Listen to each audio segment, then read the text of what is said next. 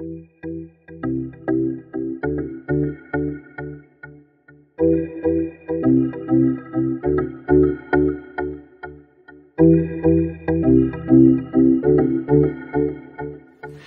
tout le monde, alors me revoilà aujourd'hui pour un nouveau vlog maternité. C'est les 2 mois avec bébé déjà, et oui, ça passe vite.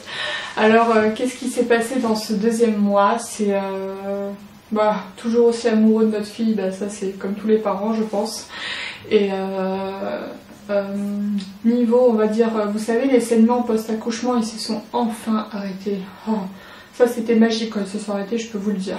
Donc bien évidemment ce qui s'en va par la suite, l'intimité du couple a repris, tant mieux.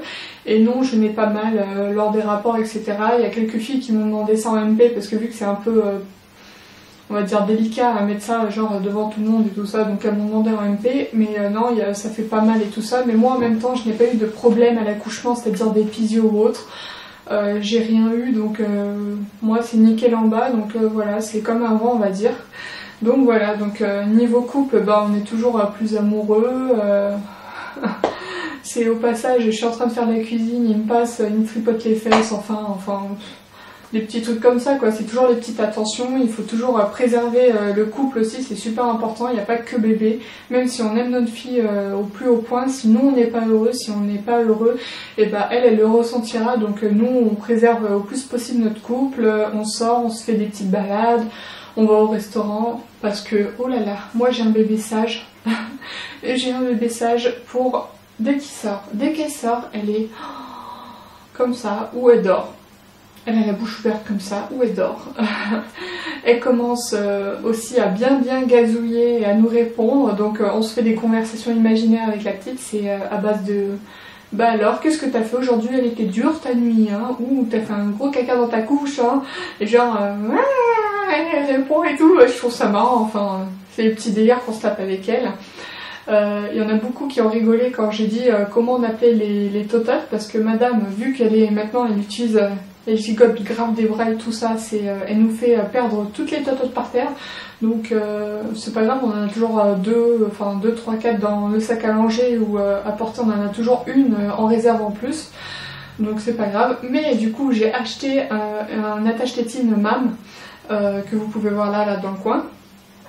Parce qu'elle nous fait perdre les soldats tototes et au bout d'un moment en fait elle nous a tué toutes les tototes qu'elle avait en fait. Donc on s'est dit on est descendu, on en a acheté à la pharmacie, on est remonté quoi, donc voilà. Et le soldat totote, ouais, c'est comme ça qu'on appelle la tétine, donc voilà. On a tous nos petites manies ou je sais pas quoi avec bébé, donc le soldat totote, au moins il est en sécurité lors des balades ou à la maison maintenant. Et ça évite de tout le temps laver les tétines. Donc voilà. Ensuite, niveau manger, elle boit toujours du 150 ml lait épaissi de Galia. Elle réclame pas plus de toute façon. Et puis vu que c'est déjà la dose d'un bébé de 3 mois, voire un petit peu plus qu'elle nous ingère. Mais vu qu'elle est grande, elle est beaucoup plus grande et du coup le poids il va avec. Donc attention, 60 cm pour 6 kg 130 exactement. Donc elle est totalement bien portante, bien proportionnée, elle est pas trop grosse ou je sais pas quoi, hein, parce qu'il y en a qui m'ont sorti ça, j'avais envie de les étriper, je peux vous le dire tout de suite. Mais c'est pas parce que toi t'as un bébé de on va dire 4 kg ou de 3 kg et quelques ou de autres que la mienne est grosse. Faut savoir que la mienne est beaucoup plus grande et son poids est proportionnel. C'est comme moi, moi je suis en surpoids, mais on va dire, on va imaginer 2 secondes. Je fais 1m73, si je devais faire 45 kg, vous pensez que je serais bien portante? Non, je serais vraiment trop maigre. C'est maigre, même pas mince à ce niveau-là. Non, le bon poids quand on fait 1m73, c'est 68-69 kg pour être dans l'IMC normal et pour pas être super mince quoi. Pour être normal, on va dire ça comme ça. Mais bref, on parle pas de poids de moi ou d'autres. Mais d'ailleurs, vu qu'on parle de poids, beaucoup m'ont dit que j'ai minci grave et tout ça. Mais merci d'ailleurs pour ce compliment parce que ça fait toujours plaisir. Vous le savez vous-même quand on vous dit que vous avez minci ou que vous avez oh t'as des abdos ou t'as de belles fesses ou peu importe quoi. N'importe quel compliment fait plaisir. Et donc merci pour ces compliments là, mais je tiens à dire que j'ai pas grave maigri, j'ai juste perdu 1,5 kg en plus de mon poids avant bébé. Mais je pense que genre le poids il s'est réparti comme parce que moi j'ai la chance en fait quand je grossis ou quand je maigris, par exemple je vois une copine, elle quand elle prend, c'est que dans les fesses et dans les hanches, donc genre elle va être fine de taille, les cuisses vont être normales et genre elle a des hanches et tout ça et des fesses grosses quoi, tu vois. Et elle me dit genre ouais toi t'as grave la chance parce que toi même si t'es grosse, et ben ça se répartit partout. Et ne me dites pas je suis pas grosse, parce que c'est pas parce que genre j'ai un visage plus fin ou autre que je suis pas grosse quoi. Je fais 1m73 et je fais exactement 103 kg, donc regardez mon IMC et tout ça. Si je suis grosse, faut pas se cacher là, donc voilà. D'ailleurs je compte faire un tag être grosse. Ça va pas plaire à beaucoup d'autres que je dis pas être ronde, etc. ou rondelette ou peu importe, mais moi je dis toujours grosse, maigre ou normale. Et c'est comme ce que 90% des gens disent, parce que ronde c'est ronde. Après c'est mon point de vue, si ça va pas avec le vôtre, je suis désolée, mais moi c'est comme ça. Et je ferai sûrement un tag comme ça de qu'est-ce qui se passe, ou qu'est-ce qui va pas, ou comment les gens y parlent, ou comment, enfin un petit vlog tag ou être grosse, peu importe. Donc je ferai ça par la suite, hein, parce que là c'est pas le sujet. Qu'est-ce qui a changé encore avec Madame Amélie? Et bah c'est le passage des vaccins. Alors là j'ai failli pleurer. Parce que vous savez que quand bébé, Madame, j'ai un bébé calme.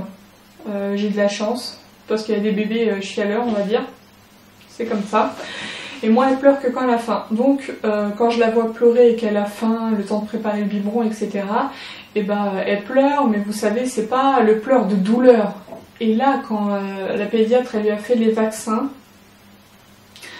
comment vous dire que quand elle a pleuré pendant 3 secondes, attention, et c'est même pas la piqûre elle l'a regardé comme ça, elle s'en foutait, mais par contre quand elle a injecté le produit, oulala, rien que d'y penser ça me donne envie de pleurer quoi, parce que la pauvre elle a hurlé, mais hurlé de douleur quoi, pendant 3-4 secondes. Après je lui ai fait genre oh mais t'inquiète pas je suis là mon cœur, hein, mon petit bisou, et puis je lui faisais un bisou ou deux, et du coup elle est totalement passée à autre chose en 3 secondes quoi, ça par contre ça m'a choqué un peu. Mais la pédiatre m'a expliqué que de toute façon quand ils se blessent, les tout petits bébés ou autres, ou quand ils ont mal, ils oublient assez rapidement, donc d'un côté j'étais contente parce que j'ai pas trop envie qu'elle se rappelle de ça, qu'elle pleurait comme je sais pas quoi, mais elle a hurlé de douleur, franchement ça m'a fait mal au cœur, mais mal au cœur, enfin bref. Et j'avais une peur, mais panique qu'elle me fasse de la fièvre, vu qu'elle m'a jamais rien fait, pas de maladie encore ni rien, heureusement. Mais bon après je sais qu'il faut quand même qu'elle soit malade pour se faire des anticorps en plus, etc. En plus de ceux qu'elle va faire suite au vaccin. Et non, elle m'a pas fait de fièvre, et la pédiatre m'avait dit de lui donner de l'iprane le soir en prévention pour la soulager, etc. Et du coup c'était la première chose qu'elle goûtait autre que le lait. Et comment vous dire que quand on voit sa fille faire oh c'est magique avec sa tête, c'est trop marrant quoi. Donc voilà quoi. C'était trop marrant de lui donner le Doliprane goût fraise quoi, pour le coup. Et voilà, donc qu'est-ce qui se passe encore? On sort de plus en plus en famille, c'est-à-dire se balader.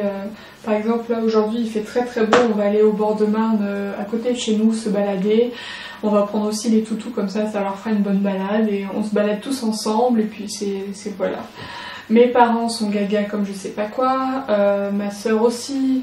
Les parents à Léo c'est la même chose, c'est leur seule petite fille. Après ils ont petit-fils et petit-fils. Madame elle rigolera quand elle verra ça. Et du coup bah là c'est la seule petite fille, donc voilà, les mamies elles sont un peu dessus. Du coup mamie niveau paternel on va dire, parce que niveau maternel, moi mon frère il a 3 filles, donc ma mère est habituée aux filles, donc c'est pas grave. Mais bref, elle, je suis trop contente parce que c'est vraiment un bébé qui est vraiment pas chiant ni rien, parce que vous savez en fait il y a 3 types de bébés à ce que j'ai pu remarquer, hein. Il y a des bébés qui pleurent tout le temps, mais tout le temps, hein. Parce que je sais qu'un bébé la plupart du temps ne pleure pas pour rien, contrairement à ce que les gens disent et pensent. Mais après il y a le caractère aussi, parce que chaque personne, chaque être vivant a son caractère, que ça soit humain ou chien. Par exemple vous voyez, moi Noubi et Pookie, Et Kiri, enfin les trois Golios, bah, ils ont pas du tout le même caractère les uns que les autres. Donc nous, c'est normal qu'un être vivant, un bébé, n'a pas le même caractère. Et il y a le type bébé qui pleure, le type bébé mitoyen que j'appelle 50-50, c'est-à-dire, oh, ça dépend, un jour sur deux il pleure, un jour sur deux il va te faire des sourires, etc. Et l'autre extrêmement calme et qui pleure que quand il a faim. Et ben moi j'ai le extrêmement calme et qui pleure que quand elle a faim, la petite. Et donc voilà, et je m'amuse chaque mois à prendre des photos, vous savez, de moi avec la petite box là. D'ailleurs elle s'allume, hein, comme vous savez toutes ces petites box là elles s'allument, mais moi je l'allume pas sur les photos parce qu'avec le flash il n'y a pas besoin. Et donc chaque mois je lui fais sa petite tenue et je la prends en photo le jour J, tout ça, mais je vous la mets quelques jours après, etc. Comme ça vous ne saurez pas parce que je tiens à garder sa date de naissance personnelle. Et donc voilà. Et dernière chose que je peux raconter, c'est par rapport aux chats et aux chiens.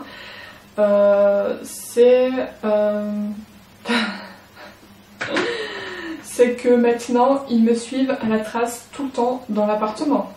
Donc dès que j'ai la petite ou dès qu'elle commence juste à gazouiller, juste à parler. Donc on la prend pas parce qu'il faut pas tout le temps la prendre, moi je prends pas tout le temps Amélie quand elle gazouille ou autre parce qu'il faut la laisser aussi se découvrir elle-même, essayer d'attraper des trucs, etc. Donc moi je la laisse un peu et quand elle commence un petit peu à chouiner, enfin que je sens que de toute façon il faut la prendre, et ben je la prends et puis voilà. Mais dès qu'il y a un pet de son dans la chambre, vous savez qu'il y a les trois devant la porte, hein. Que ça soit les deux chiens ou le chat, ils sont devant, donc voilà.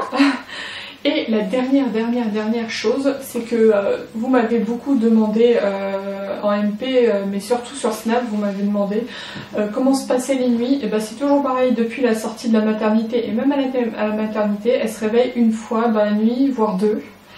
Mais par contre, là, à l'heure d'aujourd'hui où je filme, et ben ça fait 3 nuits qu'elle nous dort 7h ou 7h30. Donc à chaque fois, le matin en fait, quand on se réveille ou quand elle nous réveille parce qu'elle pleure, c'est normal, et on est choqué à chaque fois parce que du coup avant de dormir ou quand je vais au dodo avec mon homme, et on note sur le petit carnet, vous savez que je vous ai montré dans le vlog numéro 1, un mois avec bébé, et je note les heures de sommeil et les biberons pour voir à peu près genre où j'en suis ou combien de temps j'ai pendant qu'elle dort pour faire ci ou pour faire ça, enfin peu importe quoi, c'est pour me repérer et puis comme ça je suis plus zen et un peu plus détendue parce que vu que je suis une grosse stressée de la vie. Donc voilà, et là ça fait genre 3-4 jours qu'elle nous fait 7h, 7h30, c'est rare qu'elle nous fasse 3 heures. Les 3 heures elle nous fait en journée donc c'est parfait quoi, et la nuit maintenant, à 2 mois, elle nous fait des 5, 6, 7. Mais là, ça fait 3 ou 4 jours de suite qu'elle nous fait 7h ou 7h30. Hein, donc c'est énorme, c'est sa nuit, quoi. Donc on est choqués, mais très contents. Donc voilà. Après, je sais pas, tant qu'il n'y a pas au moins 2 semaines au moins de nuit à 7h, je me fais pas d'illusions. Donc voilà. Donc n'hésitez pas à me poser en fait d'autres questions si vous voulez en commentaire, je vous répondrai sans problème si je ne l'ai pas déjà dit dans la vidéo, ce qui va de soi. Et n'hésitez pas à me dire ce que vous voudriez comme vlog maternité ou autre, ou sur ma chaîne, et puis voilà. N'hésitez pas à venir aussi me rejoindre sur tous les réseaux sociaux qui sont listés en dessous de la vidéo comme d'habitude. Et puis je vous fais de gros bisous et je vous dis à la prochaine.